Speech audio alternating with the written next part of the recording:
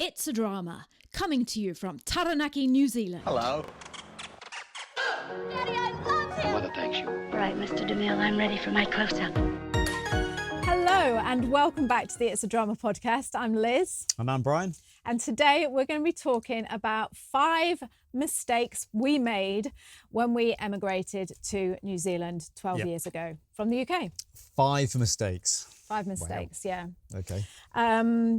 I think sometimes knowing people's mistakes helps you not make the same mistakes. Yeah, well, so that's it. Hopefully that's our aim. Yeah, you're just trying to pass on the knowledge of what happened to us and what mistakes we did. And by the way, if you're thinking, oh, by the way, Liz has got the same clothes on as she had on last week, that's because it's the same day. It's still Sunday and we're doing recordings. We're making the most of this beautiful weather. It's a Sunday in New Zealand. In the autumn. Yep. It's absolutely gorgeous. It's windy, but it's calmed down a wee bit. Yeah, the light's just lovely. And we just said, look, why don't we just make the most of it? It's quiet next door. There's no mulching going on. Yep. So we just said, let's make the most of it and just do a bunch of videos. So Yeah, this is our fluffy microphone to stop the wind. Yeah, let us know. How's the sound? Because Brian has gone out and got this super duper Australian microphones called Rode. Yeah, made because in Australia. we used to have those big microphones with the big shield thing. Pop filters. Yeah. And now we've literally just got this, which feels really. Yeah. Are you going to be able to hear We're us? wired up, so we're not wireless. We're wired straight into the phone now, so we don't go through a computer. If it's interesting to you, So if you do podcasting, hey, this is a new setup. Considering the amount of wind and noise we've got around us, hopefully it's good. So let us know what the sound's like. So go on then. Number 1, what was your biggest mistake you made coming to New Zealand? Okay. So we moved here 12 years ago from the UK. Yep. So when we came here, first off, we hired a camper for 4 weeks, and we took a break because it had been quite hard selling your house, selling your everything else, and packing your life up and putting it in a box. And then while we were waiting for that box to come over from the UK, we hired a camper and went tour around the country I'd never been to before, but I was going to live in. So about 2 weeks into it, Liz was going, as we were heading back from the Northlands. I hope you're not going to blame this on me. No, but... Well, why did you just go, and about 2 weeks into it, Liz said... Yeah, because this is what... You were looking at the papers, because that's what you do. You're great at your research. And you went, there's a car auction in Ellerslie Racetrack in Auckland. And we're going to be going back through Auckland as we head on down to Gisborne to see your sister and the Coromandel on the way. So I'm like, okay... and we'd sold our car for not very much. We have talked about that in another podcast, I think, haven't we? About selling things, and you kind of let things go a little bit too cheaply because you're on a time scale. You need to get away. This is a shameless plug. If you go onto our 5-day free New Zealand video guide, we talk about things to bring and things like that. Yes, that's right. Yeah, because bringing cars is not a great idea from the UK unless it's brand new. But they see the slightest bit of rust on it from the salt on the roads in the winter. And they flag it up and say the whole thing needs undersealing to comply with the New Zealand road code and stuff like that. So anyway, diverse a little bit, but we decided to go to Ellerslie Racetrack on a Sunday morning. They have a big car auction and you can get some great deals. So not really having that type of head on because I had my holiday head on. We go there. Couldn't really see anything because we only wanted to spend, I believe it was $4,000. $4,000, which was about £2,000 at the time. Because we'd sold a car in the UK. I think the RAV4 that we had, we sold it for about, my van, I think it was, wasn't it? We sold that for about £5,000. Yeah. So we just wanted to spend a little bit of the money on buying a family car. So we went there, we were looking for a RAV4 and stuff like that, but they were just not very good condition, were they? No. And we ended up buying a Subaru Forester, estate car, like a station wagon. And it seemed nice on the day when we picked it up. But no, it didn't. It was just horrible. It was. Shall I give you my version of that? Well, that's the mistake. Is that the mistake or yes. not? So what is it seemed nice at the time. What is the mistake? Buying a car? Actually, Jeremy Clarkson. Or buying a Subaru. If you ever do watch this, you're to blame because I think you said the Subaru, the Top Gear team said the Subaru Forester was a great car. I just remember it was August, so we'd moved to New Zealand. It was middle of winter. It was freezing cold. We had 2 kids. 8 and 5, moaning their heads off, going, can we just go? Can we just go? This is boring. Can we just go? Me and Brian were like, you know, and it's true. I did want a car because how else would we have got around? Well, we knew we had to buy a car at some time, and you know, it would have cut short the holiday. Why did we go to an auction? We didn't have a clue what we were doing. No, and not only that, I wasn't that sort of, you know, there's a lot of Japanese cars here, and realistically, you know, being from Europe, Is you tend to Subaru buy. Japanese? Yeah. Oh, Yeah, I think it's Japanese. Yeah. is it? Subaru. Yeah, could be Korean. I don't really know. Oh, all I remember is there was nothing. Everything was just junk. And you know when you're there and you're like, it's almost like being at a restaurant and you're hungry and it's like a rubbish restaurant, but you've got you know you've got to eat, but you know you're going to be sick. And it's like, and all I remember is that Subaru drove down the field and you said, "Oh, that's a good car," and I was thinking, "Oh, it doesn't thinking look that like a good car." I'd seen it on a review somewhere that that's a good car. Yeah, but the thing is, we needed a car that was big enough, but small enough, but big enough to keep. Don't forget, would emigrated with all. You're allowed double luggage allowance when you emigrate to New Zealand, so you know it's 50 kgs each of luggage. That's a good point. I forgot that you're allowed double. You know, yeah. and it had to go in the car. So I was thinking we need a station wagon because we had seen a few smaller cars which were quite nice, but it wouldn't have been big enough. So do you remember? It was you got in and it was like this. The steering wheel was up there like that, and you'd sit in the car and like I'd be looking out. I don't know if you can see it. I'd be looking out. There'd be the window. I'd be like that. Yeah, but the kids couldn't for even some see unknown out. reason, from outside it looks like a normal car, but inside the seats were quite low and the They had no springs in them. We were just sitting on the floor. No, it wasn't that bad. It was, Bri. It was flipping horrible, that car. And not only that, do you remember the guy that sold it to us? You're not having any oranges anymore. Well, the guy that's laced with vodka. Yeah. The guy that sold it to us, how could we have been so naive? I know. He took us to the cash point machine, didn't he? Yeah. And we're driving along in this car It in wasn't a Auckland. cash point. It was a bank. Going to the bank to How collect was the that money. open on a Sunday? The bank. No, I thought it was a cash point machine. And we're driving along and Brian says, "What does that button do?" And he went bright red, didn't he, this guy? And he went, "Oh, just don't touch that." Do you remember? And I said to you, "Well, why didn't he let you touch that button?"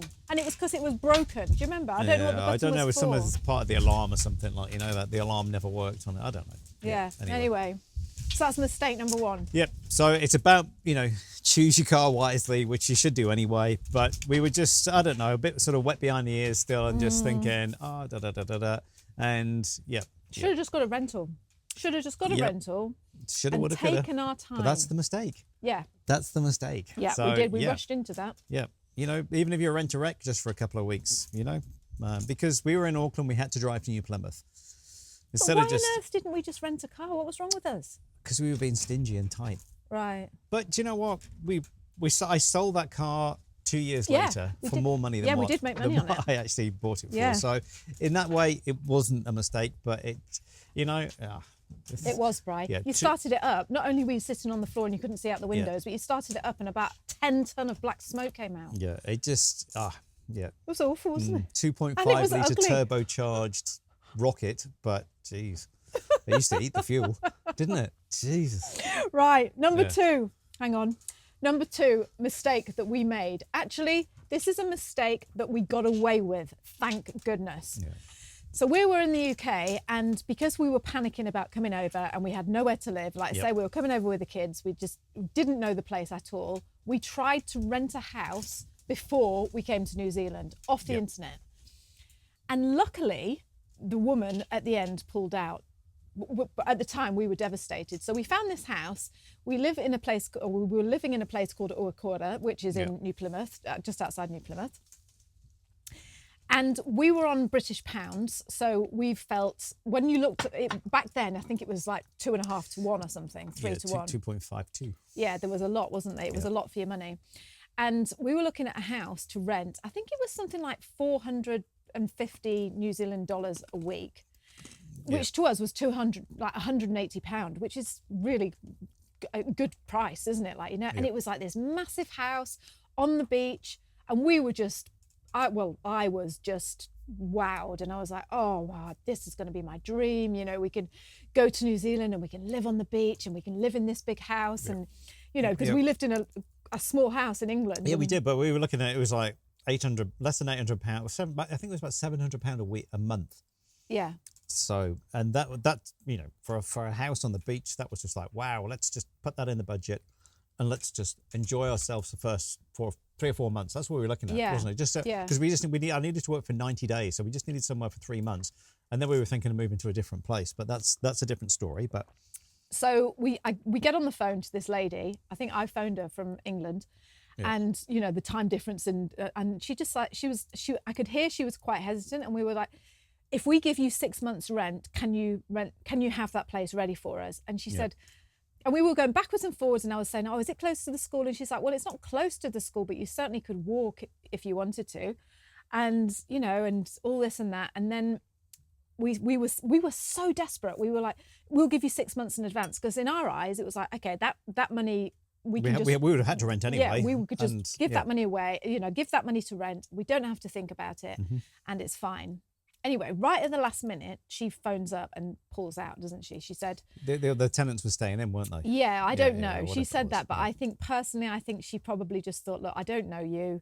I've never seen you before in my life. No references, no nothing. Yeah, we didn't have any references because we owned our own house in England, but we'd never rented like that, had we? Yeah, so. and what we were finding, we could have rented somewhere for a month or maybe 2, but then that would have impacted on Christmas. And for some unknown reason, we didn't know at the time, but most of these places in Owakura that they rent, the holiday places that the owners come back to for 2 months of the year around Christmas time, don't they? And that wouldn't have suited us as well. Anyway, to cut a long story short, she pulls out and we were devastated, and we were like, oh no, now we're not going to have anywhere to live, which we didn't. When we got to New Zealand, like Brian said, we rented the camper, and when we got to Owakura, where Brian was going to be working in New Plymouth, we just stayed in a motel, which wasn't ideal. And then in the end, we ended up getting a long-term rental. But my point is, when we got here, we walked down to find that house that we were going to rent. Yep. Don't get me wrong, it's a beautiful house, but it is not us at all. Completely the opposite to what we would be. It's in the middle, it's right at the end of the beach. It's the only house there. It's the only house there. We're going to try and do a video. We might go down to the beach in a minute and do a video to show you, because you're probably dying to see it. I know I would be. It's a gorgeous place. It's fantastic, but it's just not us. Yeah, but the kids wouldn't have had anyone to play with. They would have had no friends. Nothing at all. It would have just been, and we were trying to fit in with, you know, the village that we'd move to. Yeah. Or, you know, So now every time me and Brian, even to this day, when we walk along the beach, we look up at that house and go, that could have been us. Yeah. So that was a mistake that we didn't quite make, but we nearly made. Don't offer all your hard-earned money. Just wait till you get here. And you get there. Wait and till you're you like, get my here. goodness. Yeah. I know it's uncomfortable, and I know you've got that horrible period of either staying with friends or family, if you're lucky, or just staying in a motel. And it's scary, but it's better than getting here and being tied into renting a place that you think, oh, this is horrible, you know, or if you know it's not us or whatever. So. And just think about that. You know, if you have got a container coming over, what is it you're going to rent? That's why we're saying staying at a motel or something like that. Yeah. Because, you know, it's normally 6 to 8 weeks or 12 weeks for your stuff to come over. And where are you going to put it? Yeah. Yeah. So, you know, it's all those things. But that's a mistake. All right. So number 3. All right. This one's is burning yourself out and taking on too much. Yeah, just being like too sociable. We were. Yeah. So. Well, maybe not you, but. Well, yeah. But it was. I found it that when I started the job, when I first came to New Zealand, it was like, yep, I can do that. I can do that. Yep, I can do this. You know, because you're really trying to push yourself, because, you know, you've got to work in that set trade. If you come over as a skilled migrant, you have to work in that field, that job. It can be, it depending on what your restriction is. Mine was 90 days. So I had to work in that trade for 90 days. And then they lifted my restriction off my resident permit, and I became a full New Zealand resident with no restrictions. I just had to live in the country for 2 years, I think it was, wasn't it? Without kind of leaving. So what was your burnout thing? So the burnout thing was taking on too much. Just saying yes to all the jobs? Just saying yes to all the jobs. And then they, you know, within 3 months of being in the job I was in, I had to have a meeting with the owner of the company, and he offered me the managerial position. And I just looked at him as if like, you can't be serious, because, you know, I don't even know how much a length of copper pipe is really, because, you know, I'd been working and not buying this stuff. And he wanted me all of a sudden to do pricing and this, that and the other. You knew what he had, that's why. Yeah, there you go. Didn't want to let you go, Brian. No. And obviously you take it on, but then, you know, you're trying to then be a leader to the guys that you've just been working with, you know, for the last 3 months. That's always hard, and isn't it? that's not easy, like, you know, Because then it's like, who do you think you are? you know, and they know you because you've been, again, you know, it's just don't burn yourself out. Just take one step at a time, get through your 90 days, and then come up for air, and don't take on too much, and just go, you know, and just, you know, because you're always trying to push, because you want to try, so you don't want to fail. I think that's what it is. So that's a mistake, is take on too much. And I remember 6 months down the line from starting that job, it's just like, I'm not enjoying this. This is not easy. It's too stressful, and What was stressful about it? You just couldn't stop thinking about it, because we were right in that 2009, you know, 2008 crash, 2009. A lot of work had dropped off, and the building trade had sort of calmed down and slowed down. It's getting windy, isn't it? We're going to be blown away. Do you think you're still going to be able to hear us? Hopefully, yeah. Hopefully you can still hear us. There's a lot of flapping from that umbrella, isn't there? And so I had then, and in trying to go and get work, and I didn't know any contacts. No. And you just don't. But then you feel it's you who's letting the company down. So that's... Oh, so you felt like it was your responsibility my fault, because the work wasn't coming work, in. But you didn't know anyone because you'd only just arrived in New Zealand, so that was stressful. Exactly. Yeah.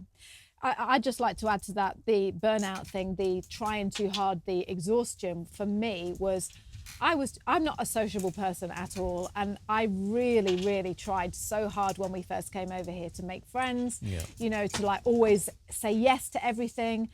And, you know, like, would you like to come around for dinner? Yeah. And like, normally, like, if people ask me around for dinner, I'm like, oh yeah. And then, no, sorry, I can't make it. But, you know, just... I'll check my diary. Yeah. But I was saying yes to everything simply because I wanted to fit in. I wanted to make friends. And in a way, it worked. But lots of those people that I spent all that time with, I don't even see anymore. So that was...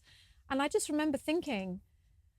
Oh, I remember I had this American friend, and do you remember, she would just ring me up every day and say, let's get together for dinner. Well, we weren't used to that. We're just used to having dinner on our own. And I think because she was like quite lonely and was trying to make... Yeah, well, her husband worked in the oil industry, didn't he? And he was, you know, he'd work long hours and things like that. And I just didn't say no. And it was just such a mistake, because I dreaded the phone ringing, and it was always her saying, come over for, you know, come round for dinner. Let's get together for dinner. Let's do this tonight. And I was exhausted. And I just remember thinking, what am I doing? Like, you know, this isn't me. This isn't... So just that whole thing, like you say, of burning out because you're just try and pace yourself a little bit, and you'll find your own friends. You know, I know I'm not saying sit here like a hermit and don't go out, but also don't do the opposite. Just burn out. That's all it is. Yeah. Yep. Okay, number four, mistake. This was a huge mistake, and I take full responsibility. So, the story was we sold our house in the UK and got a chunk of money for it. That at the time the New Zealand dollar was 2.5 to 1. It was. I think it was. It was. It went down. Well, it went down that. to 2.5. Yeah, it was 2.8 at one time. Yeah, about it went, 3-4 months earlier. That's wasn't it? right. So 3 months earlier it had been like 2.8, and then it went, when we sold our house and we were moving over to New Zealand, it had gone down to 2.5. And that would have been a huge amount of money for us. Like, not huge, but like 2.5 to 1 is just massive. Like, now you're lucky if it's 1.9 or something it is now. Brian said, let's just take our money and just convert it into New Zealand dollars and start a new life over there. And because I am a little greedy ratbag who thought it was going to go up, I said, no, let's leave the money here and we'll just take $20,000 New Zealand dollars, so £10,000, 25,000 New Zealand dollars we got, and we'll live off that, and we'll live off your wages, and we'll wait till the dollar goes back up to 2.8, and then we'll bring it over. Well, dun dun dun, guess what? It never went up, and it just went down. Went down to 1.79, 1.79. Yeah. and we lost about 100 grand, which I'm laughing at now, but at the time it was horrible. Yeah. But I'm not saying this because I'm saying don't risk your money. What I'm saying is I spent the first 3 years of my life in New Zealand constantly checking that The rate. Yeah. And it weighed on me like a ton of bricks. Instead Yeah. of just thinking, do you know what, Liz, like you've always said, you've got what you've got. Yep. What you've Get got in on your with pocket it. is what you've got in your Yeah, pocket, not it's what so you could true. or you know. But it's pure gambling, isn't it? It is. Yep. And so, I don't know, and yep. I'm not a gambler, and I never No. gamble, but that was the biggest gamble, and I lost. But it was, yeah. So that was just, like I say, it isn't even for the reason of like you might lose money. It's for the reason of you've always got that tie. You know, checking Exicom every day to see what it was doing. Yeah. And then when you saw that it'd gone down, that feeling of, oh no, like, you know, it's just, I don't know how people in stocks and shares, I don't know how they do it. Well, They that's must what they just do every live day, with- don't they? It is gambling at the end of the I day. couldn't do that. Yeah. Yeah. Couldn't do it.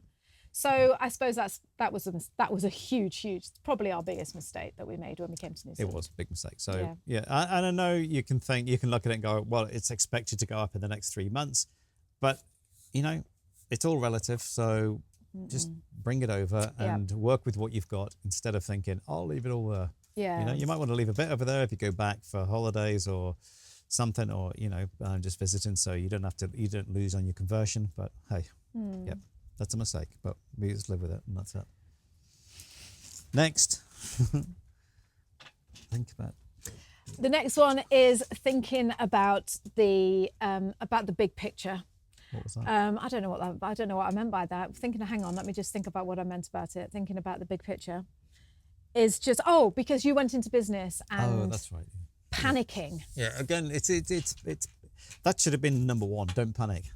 Yeah. Which is the same as, you know, taking on too much and all that things. And don't panic on buying the first car you see, and that's today only. And you know, that's what you know, everything we did we, like with the car, we certainly panicked. Well, we did, because we looked at it as only one day instead of just thinking, do you know what? In the next 2 weeks, we'll look on Trade Me, which is a bit like eBay, but you know, secondhand things. Yeah. But the internet was pretty useless back then, you know, because it was all like scratchy cards and top up your phone, and it would last about 30 seconds or 30 minutes, and it would run out because you'd be looking at Trade Me.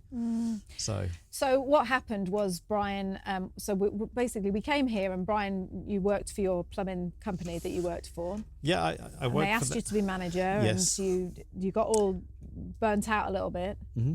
And then you took a year off to build our house. Yep. A year off. Well, it wasn't. It was not a year off. No, It was the but- hardest year of my Yeah. life. But you know, I decided to leave the company I was in because I wasn't enjoying that managerial role, and the guy was really kind of annoyed because, you know, he said I didn't give him long enough. Although I gave him a year and got him some of the biggest contracts that they'd ever got. All right. But anyway, yeah, but that still, Sour still grapes, winds that me is. up. Yeah, there's a helicopter coming over if you wonder what the noise is in the background. And so. So we built the house, and then you started panicking because we'd run out of money, Yeah. and you got an opportunity to go into business with someone. Yeah, because at the end of building the house, again, I'd taken a year out, and I'd only been here 2 years by now. And again, I didn't have the contacts that you normally have.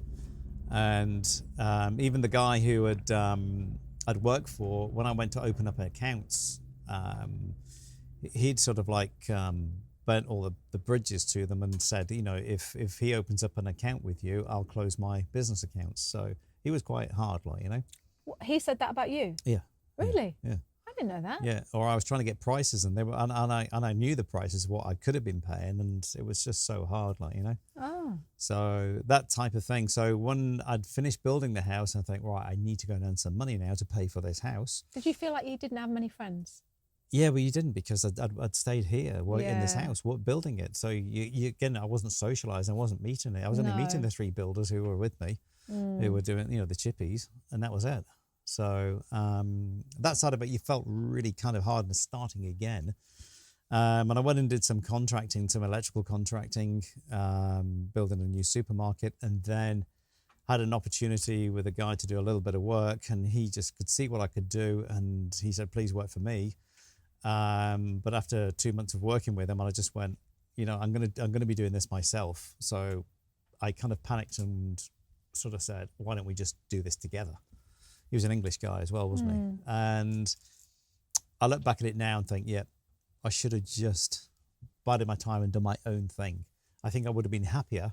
It wasn't a mistake, but I think I would have been happier. I think it was a mistake. It was a mistake to a degree, but hey, you know. It was I don't want to be like, I wish you hadn't done it, because I wouldn't ever say that. But yeah, it was always. I don't think you were happy. That's why. No, well, that's why I say because, it was a mistake. We both had different views and worth ethics and stuff like that, and you know, I just didn't like the fact, you know, of being in business together with someone else. There's only one person you should be in business with. Don't ever forget that. There you go. She's sitting right here. Yeah, but that's not like being in business with someone else, is it? You know.